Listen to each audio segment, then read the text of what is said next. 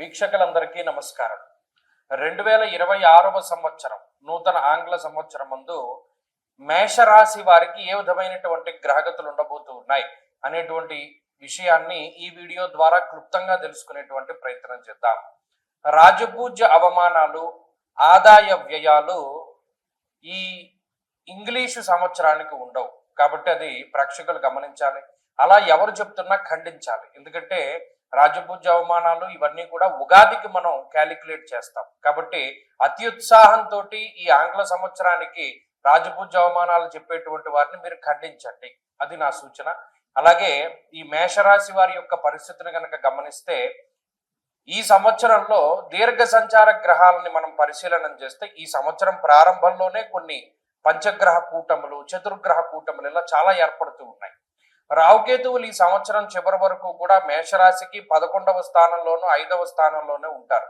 ఈ సంవత్సరం చివరిలోనే డిసెంబర్ నెలలో మారి వారు 10-4 స్థానాల్లోకి వెళతారు.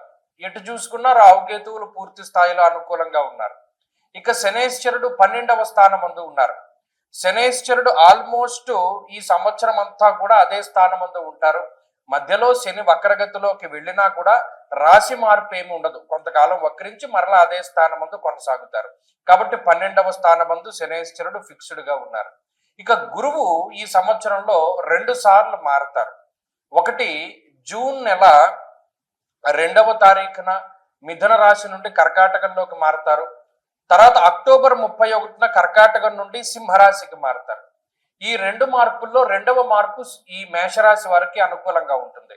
అంటే అక్టోబర్ 31 దాటిన తర్వాత నవంబర్ డిసెంబర్ నెలలో గురుబలం పెరుగుతుంది. ఇది క్లుప్తంగా ఈ సంవత్సరంలో ఉండేటువంటి గ్రహగతుల యొక్క ఫలితాలు చూసుకుంటే దీర్ఘ సంచార గ్రహాల్లో రాహు అనుకూలంగా ఉన్నారు. సంవత్సరం చివరిలో గురువు అనుకూలంగా ఉన్నారు. దీన్ని బట్టి మధ్యస్థమైనటువంటి ఫలితాన్ని మనం ఆశించవచ్చు. పర్సంటేజీల్లో చూస్తే 40% మేషరాశి వారికి ఇది అనుకూలమైనటువంటి గ్రహస్థితి. ఎందుకు 40% అంటే రాహు మాత్రమే బలం, చివరిలో గురు బలం వస్తుంది. చివరి 2 నెలలే కాబట్టి పెద్దది మనం కన్సిడర్ చేయట్లా. ఇక ఏలినాటి శని అనేటువంటిది ప్రభావాన్ని చూపించేటువంటి సంవత్సరం ఈ సంవత్సరము. ముఖ్యంగా ఏలినాటి శని వల్ల వచ్చేటువంటి ప్రభావాన్ని గనక గమనిస్తే మనహానిర్ మన క్లేశం కృష్యర్ భోజన పల్పసహ అన్నది శాస్త్రం. ఇక్కడ మేషరాశి వారిని ఏలినాటి శని ఏ విధంగా బాధ పెడుతుంది? ఈ 2026 జనవరి దగ్గర నుండి డిసెంబర్ లోపు అనువుగా ఉండేటువంటి స్థానం నుండి మారుస్తాడు శనేశ్వరుడు.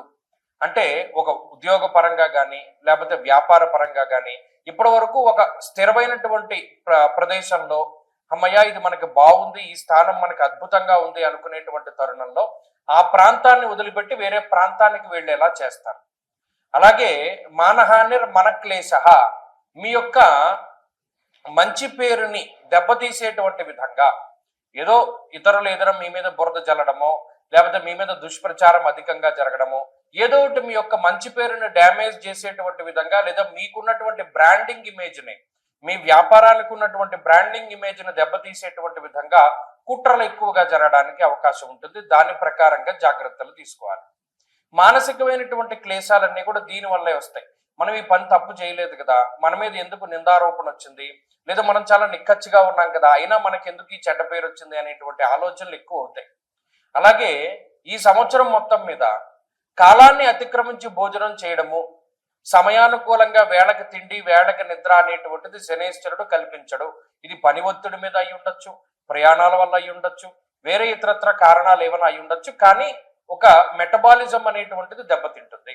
అందువల్ల ఏమవుతుంది? శారీరకమైనటువంటి మార్పులు, బరువు పెరుగుతూ ఉండడం, తగ్గుతూ ఉండడం, నరాలకి సంబంధించినటువంటి సమస్యలు రావడం, ఎముకలకి సంబంధించినటువంటి సమస్యలు రావడం, ఇటువంటివి ఎక్కువగా ఇబ్బందులు కలుగుతూ ఉంటాయి. అలాగే సైక్రియాట్రిక్ ప్రాబ్లమ్స్ కూడా మేషరాశి వారిని అప్పుడప్పుడు వచ్చి ఇబ్బంది పెట్టి మరలా వెళ్ళిపోతూ ఉంటాయి. ఇది ఏలినాటి శని వల్ల వచ్చేటువంటి చాలా తీవ్రమైనటువంటి సమస్యల్లో ఒకటి. ఇంకా అధికమైనటువంటి ఖర్చు చూడండి, ఇక్కడ నుండి సామాన్లు ఆ ప్రదేశంలోకి, మళ్ళా అక్కడ నుండి వేరే చోటికి, లేదా ఇలా ట్రావెలింగ్ పరంగా కలిసి వచ్చేటువంటి ఖర్చు కాకుండా అనవసరమైనటువంటి ఖర్చులు ఎక్కువ. పలానా రూపాయి ఒక చోట ఇన్వెస్ట్ చేస్తే 10 రూపాయలు అవుతుంది అనేటువంటిది ఉండదు. ఈ 10 రూపాయల్ని మనం అనవసరంగా ఖర్చు పెడుతున్నాం అనే భావన వస్తూనే ఉంటుంది, కానీ ఖర్చు పెట్టవలసినటువంటి పరిస్థితులు ఉంటాయి. కాబట్టి ఇక్కడ ఇన్వెస్ట్మెంట్ ఏమి ఉండదు, అంతా ఖర్చే ఉంటుంది. వచ్చినటువంటి ఆదాయం వచ్చిన ఖర్చుకి సమానంగా సరిపోతూ ఉంటుంది. ఇది ఏలిన్ నాటి శని యొక్క సమగ్రమైనటువంటి స్వరూపం మేషరాశి వారికి. దీని నుండి ఎలా తప్పించుకోవాలి? ప్రధానంగా శివారాధన చేస్తూ ఉండడం, ప్రతి నెలలో ఆరుద్ర నక్షత్రం రోజున శివుడికి అభిషేకం చేసుకుంటూ ఉండడం, లేదు ప్రతి సోమవారం అభిషేకము, కుదరని వాళ్ళు నెలకోసారి ఆరుద్ర నక్షత్రము, ప్రతిరోజు పారాయణ చేసుకునేటువంటి వాళ్ళు శివాష్టోత్తర శతనామావళి స్తోత్రాన్ని పారాయణ చేస్తూ ఉండడం ఇత్యాదివి చేయడం ద్వారా ఈ తీవ్రతను తగ్గించుకోగలుగుతారు. లేదంటే ఇంకా కొంత ఓపిక ఉంది అనుకునేటువంటి వాళ్ళు శనేశ్వరునికి జపము, దానము, హోమము ఇటువంటివి చేసుకోవడం ద్వారా కూడా ఆయన యొక్క తీవ్రత తగ్గుతుంది. ఇక పాజిటివ్ ఫేజ్కి వస్తే రాహు యొక్క అనుకూలత చాలా ఎక్కువగా ఉన్నది. గోవా జిగజ సంఘానాం క్షీరార్నాది సుభోజనం అన్నారు. రాహు అటు 11వ స్థానంలో ఉన్నా, ఇటు 10వ స్థానంలో ఉన్నా, ఎటు చూసినా మీకు కలిసి వచ్చేటువంటి పరిస్థితులే. ఇందాక చెప్పాం, శనేశ్వరుడు ఖర్చునిస్తారు, ఈ రాహు ఆ ఖర్చు నుండి కాపాడుతారు. అంటే ఖర్చుకు తగ్గ ఆదాయాన్ని ఇవ్వడంలో రాహు ఉపయోగపడతారు.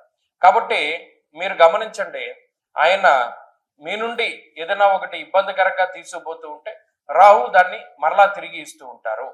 ఇది ఒక సందర్భంగా మీరు చూడొచ్చు. మహాభారతంలో ద్రౌపది వస్త్రాపహరణం జరుగుతూ ఉన్నప్పుడు ఆ రాక్షసులు లాగుతూ ఉంటారు చీరని, కానీ శ్రీకృష్ణ పరమాత్ముడు ఇస్తూ ఉంటాడు. పోయేది పోతూనే ఉంటుంది, వచ్చేది వస్తూనే ఉంటుంది. మధ్యలో వాళ్ళు భయపడకుండా కొంచెం మానసికంగా ఇబ్బంది పడినా స్థిరంగా ఉండగలుగుతారు. అది మేషరాశి వారి పరిస్థితి. కేవలం చూస్తూ ఉండడమే, ఇందులో మీరు చేసేది ఏమీ ఉండదు. కాబట్టి ఈ గ్రహస్థితి అటు సమాజంలో కొంచెం మంచి పొజిషన్లో నిలబెట్టడానికి అవకాశాన్ని ఇస్తుంది. అలాగే విదేశీయానానికి సంబంధించిన విషయాలు బాగున్నాయి. ఈ 2026లో విదేశాల్లో చదువుకోవడము, అక్కడ స్థిర నివాసం ఉండడం అనేటువంటి విషయాలు కొంత అవకాశాలు ఎక్కువగా ఉన్నాయి. అలాగే విదేశాలకి ఇప్పటికే వెళ్ళి అక్కడ ఇబ్బంది పడుతూ ఉండేటువంటి వాళ్ళు, వారికి కూడా కొంత ఈ ఇబ్బందిని తగ్గి ఈ రాహు కొంత అనుకూలతనిస్తారు. అలాగే ఉద్యోగపరమైనటువంటి అవకాశాలను ఇస్తాడు రాహు. ఉద్యోగంలో ఎదగడానికి, ఏదైనా మంచి స్థాయిని పొందడానికి ఎక్కువ అవకాశం ఉంటుంది. అలాగే ఈ గురు యొక్క బలం చివరి 2 నెలల్లోనే ఉంటుంది. అప్పటి వరకు తృతీయ చతుర్థ స్థానాల్లో గురుడు సంచారం చేస్తారు కాబట్టి గురుబలం ఉండదు. గురుబలం లేకపోవడం వల్ల అదృష్టం ఉండదు. ప్రతిదీ హార్డ్ వర్క్ మీదే ముందుకు వెళ్ళవలసినటువంటి పరిస్థితులు ఉంటాయి. కాబట్టి సమగ్రంగా పరిస్థితులను చూస్తే అంత ఇబ్బందికర పరిస్థితులు లేవు, అంత బాగున్నటువంటి పరిస్థితులు లేవు. అందుకనే 40% శుభ ఫలితాలు అని మనం ముందుగా చెప్పడం జరిగింది. ఈ 40% పెంచుకోవడానికి మేషరాశి వారు కొంత కష్టపడవలసిన పరిస్థితులు ఉన్నాయి. ఇందాక చెప్పినట్టు శనేశ్వరునికి సంబంధించి, అలాగే గురువారాలు చేస్తూ ఉండడం కానీ, దక్షిణామూర్తి స్తోత్రాన్ని ప్రతినిత్యం పారాయణ చేయడం కానీ, ఇటువంటివి చేస్తూ ఉన్నా కూడా ఈ బలాన్ని మనం పెంపొందించుకోవచ్చు. స్వస్తి.